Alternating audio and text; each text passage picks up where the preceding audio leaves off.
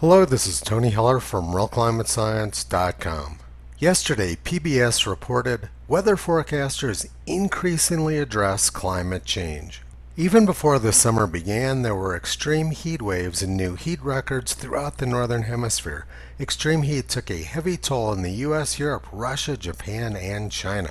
India and Pakistan endured blistering conditions this spring, leading to a loss of life, and the forecast calls for a hotter than normal summer in much of the U.S. Scientists say climate change is accelerating and intensifying these kinds of heat waves. It's taken a while for some TV weathermen and women to make these connections, but that's changing apparently. Let's take a look and see if any of these claims from PBS are either accurate or meaningful. Over the past century, the death rate from natural disasters, including weather and climate events, is down 95%. The record heat wave of 1921 threatened millions of people with death, particularly in Eastern Europe, Russia, and Asia. During the heat wave and drought of 1876 to 1879, 10 million people died in India. And during the heat wave and drought of 1896 to 1902, 19 million people died in India. Springtime heat waves in India are the norm rather than the exception. It gets very hot there during the spring before the summer monsoons start. Mark Twain said, "When a person is accustomed to 138 degrees in the shade, his ideas about cold weather are not valuable." In India, cold weather is merely a conventional phrase and has come to use through the necessity of having some way to distinguish between weather which will melt a brass doorknob and weather which will only make it mushy. 1935, extremes in India, record of 124 degrees. An unprecedented heat wave in southern India has taken a heavy toll. Thatch roofs ignite under the heat. May 1935, many deaths in India. Numerous deaths from heat stroke have occurred. May 1972, heat wave kills 300 people in India. A temperature of 135 degrees Fahrenheit was recorded. June 2, 1934, India is experiencing an unprecedented heat wave, particularly in the Madras Presidency where 120 degrees has been registered. 1966, hundreds die in heat wave in eastern India. 1932, 22 persons die in terrific heat in India. 1972, 500 people die from the heat in India. What PBS did was they took ordinary weather which has been occurring for as long as records have been kept and ascribed it to something called climate change. Now let's look at their claims about the United States. Meteorological summer begins on June 1st. And January through May temperatures in the United States this year were among the coolest on record. The data I'm going to show you in these graphs is the unaltered official U.S. temperature record as read by the thermometers without any alterations to the data. The average daily maximum temperature during the first 5 months of this year was well below the average since 1895. Nighttime temperatures were among the coldest on record. The percent of days above 60 degrees Fahrenheit or 16 degrees Celsius was far below normal as it has been for all of the last 5 years. And the percent of nights below 20 degrees Fahrenheit was close to a record high. So the PBS claims were the exact opposite of reality. The three hottest springs in the United States occurred in 1934, 1911, and 1962. Over the past 50 years, the likelihood of hot weather before June has been much lower than it was prior to 1970. Now let's look at the very hot year of 1911. Texas was having very hot weather in early February, and fruit trees and violets were in bloom. There was an unprecedented heat wave in the United States during May of 1911.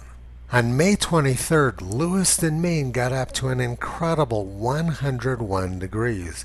It was the hottest temperature recorded there since 1885. People were dying from the heat all over the northeastern United States, including 24 babies in Cleveland.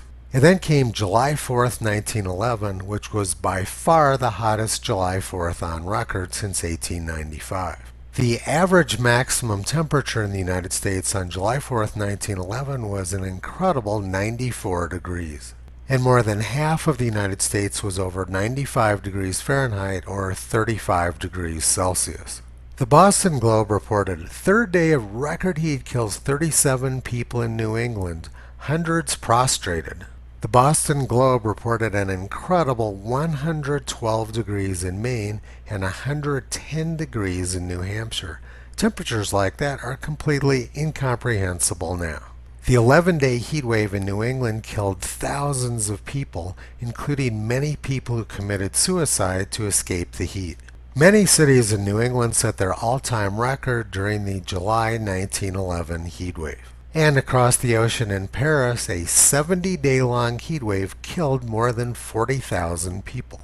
Average daily maximum temperatures have plummeted in the United States over the last 90 years. The percent of hot days in the United States over the past 60 years has been much lower than it was prior to 1960. And the percent of the country which experiences very hot temperatures has also plummeted to record lows. Again, this is the official NOAA U.S. temperature record without any alterations to the data. PBS is spreading gross misinformation which has nothing to do with reality. They're enforcing an imaginary link between extreme weather, extreme heat, and the use of fossil fuels. Their appeal is based on fake statistics and fake scientists who will say what they want to hear. Michael Mann is the world's leading climate fraudster and has made huge amounts of money spreading misinformation about fossil fuels, climate, and weather. The press describes him as a distinguished professor of atmospheric science and quotes his misinformation over and over again. And if anyone tells the truth, the press refuses to report on it.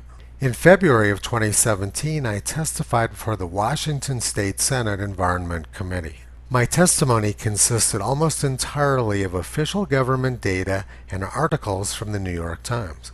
The press didn't report a single thing I said, and instead the headlines read, "Climate Change Denier Testifies for 40 Minutes." I was countering their misinformation linking fossil fuels and extreme weather, but the press was not going to let the public hear it. And we see the same thing on social media. The CO2 Coalition, which I'm a member of, made this billboard, "Sleep well, there is no climate crisis." This was censored by both LinkedIn and Facebook.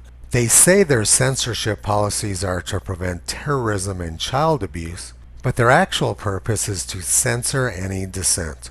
George Bernard Shaw said, "All censorships exist to prevent anyone from challenging current conceptions and existing institutions." The idea that fossil fuels correlate with extreme weather or extreme heat has nothing to do with science, history, or reality. But the press is not interested in accurately informing the public.